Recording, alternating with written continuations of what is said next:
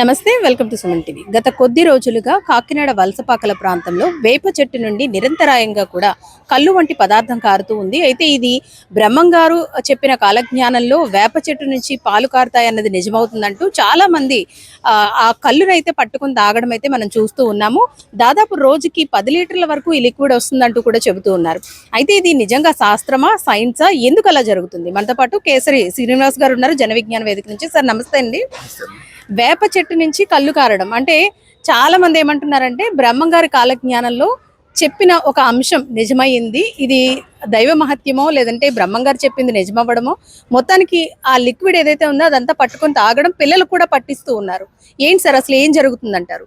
ఈ దైవత్వానికి ఆపాదించడం అనేది, ఆధ్యాత్మికంగా ఆలోచించడం అనేది తప్పుగా భావిస్తున్నాను. ఎందుకంటే వేప చెట్టులో అంటే వృక్షాల్లో ఉండేటువంటి జీవన క్రియల్లో భాగంగా కొన్ని వృక్షాల నుంచి కొన్ని రసాలు రావడం అనేది జరుగుతుంది.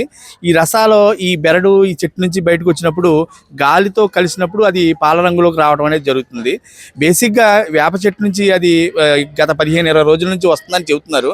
అదేంటంటే ఈ వేప చెట్టుకి ఏదైనా గాయం తగిలినప్పుడు కానీ, ఏదైనా ఫంగస్ కానీ, బ్యాక్టీరియా కానీ వ్యాపించినప్పుడు కానీ ఆ లోపల ఉండేటువంటి జైలం, ఫ్లోయం అనేటువంటి 2 భాగాలు ఉంటాయండి. అంటే వృక్షాల్లో జైలం, ఫ్లోయం అనేది ఏం చేస్తుందంటే రసాలని, పోషకాలని చెట్లకు అందిస్తుంది.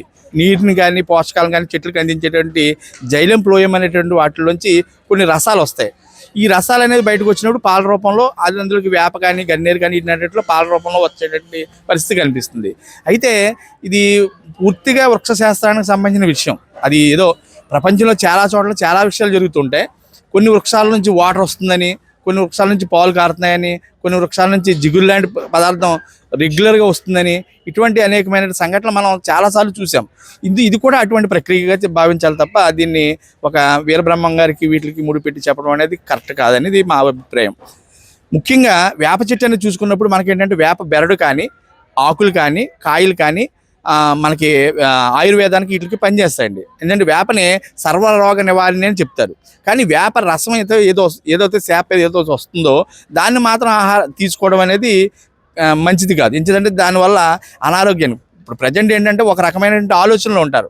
దాన్ని ఏమని చెప్పాలంటే అందరూ ఒకే రకమైనటువంటి సైకలాజికల్గా ఒకే రకమైన ఆలోచిస్తున్నప్పుడు ఖచ్చితంగా ఇది కూడా ఇదేదో ఒక దేవుడు ఇచ్చినటువంటి రసం, కళ్ళు లాంటిది ఇది అని చెబుతున్నారు. వాళ్ళు కళ్ళు లాంటిది, కళ్ళు టేస్ట్ వేరేగా ఉంటుంది. అంటే అక్కడ చెట్టు చుట్టూ కూడా సార్ మనకి కళ్ళు ఏ విధంగా స్మెల్ వస్తుందో అదే స్మెల్ వస్తుంది. అంటే అది ఫర్మెంటేషన్ అవ్వడం వల్ల వచ్చిన స్మెల్ అని చాలా మందికి తెలియదు. ఏదైనా ద్రవం పులిసిపోయినప్పుడు ఆ స్మెల్ వస్తూ ఉంటుంది కామన్ గా, కానీ కళ్ళు కూడా అలాగే స్మెల్ వస్తుంది కాబట్టి సేమ్ అది ఇది ఒకటే అంటూ కూడా తాగుతూ ఉన్నారు. ఇప్పుడు కళ్ళు ఇది వేప చెట్టు నుంచి వచ్చేది కూడా చెట్ల నుంచి వచ్చిందండి. ఇది ఏదైనా ఒక రసం చెట్టులోంచి బయటకు వచ్చినప్పుడు ఫంగస్ ఇవన్నీ అయితే ఫెర్మెంటేషన్ ప్రాసెస్లో ఖచ్చితంగా స్మెల్ వస్తుంది. అది ఆ స్మెల్ అనేది మనం సైకలాజికల్ ఒక ఫీలింగ్ ఉంది, కళ్ళు అని అనుకున్నప్పుడు కళ్ళు అనిపిస్తుంది. చాలామంది ఏంటంటే వేపకాయలు వాసన వస్తుందని చెప్తున్నారు.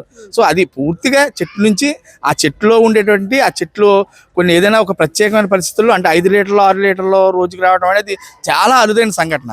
కానీ మీరు గమనిస్తే ఇది ఒక వారం 10 రోజుల్లో ఖచ్చితంగా ఆగిపోతుంది. అది కంటిన్యూ అవడం అనేది జరగదు. ఇది పూర్తిగా వృక్ష శాస్త్రానికి సంబంధించిన విషయం.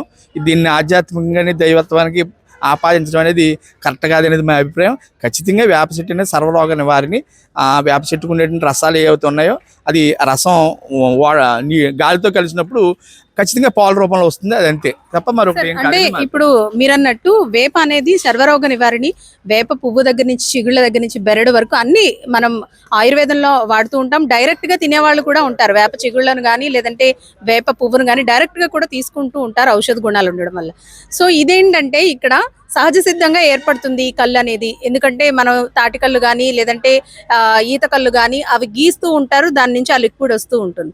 ఇది సహజ సిద్ధంగా ఏర్పడింది కాబట్టి తాగితే ఇంకా మంచిది అనుకుంటున్నారు కదా, ఏం చెప్తారు సార్?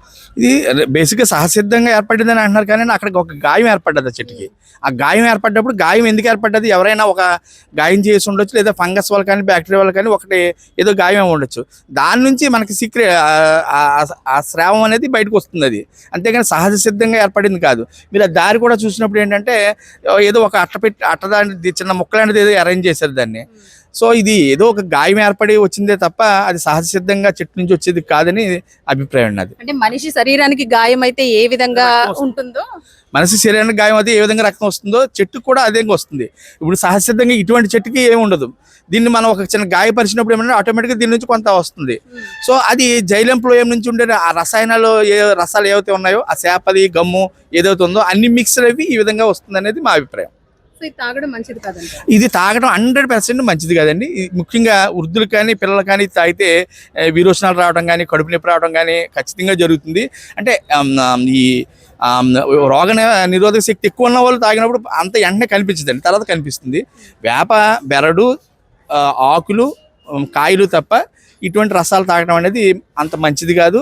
అది దానివల్ల విరోచనాలు కానీ ఇటువంటి అనారోగ్య పరిస్థితులు కలగడానికి అవకాశం. చూసారు కదండి, ఒక 10-15 రోజుల నుంచి కూడా కంటిన్యూస్ గా ఈ లిక్విడ్ అనేది కారుతూ ఉంది. అందులో కూడా అది ఫర్మెంట్ అయ్యి ఆ పులిసిపోయిన వాసన రావడంతో ఇది కల్లుగా పరిగణించి చాలా మంది తాగడమే కాకుండా ఇది వేప చెట్టు నుంచి వస్తుందంటే ఔషధ గుణాలు కలిగి ఉందంటూ పిల్లలకు కూడా పట్టిస్తూ ఉన్నారు.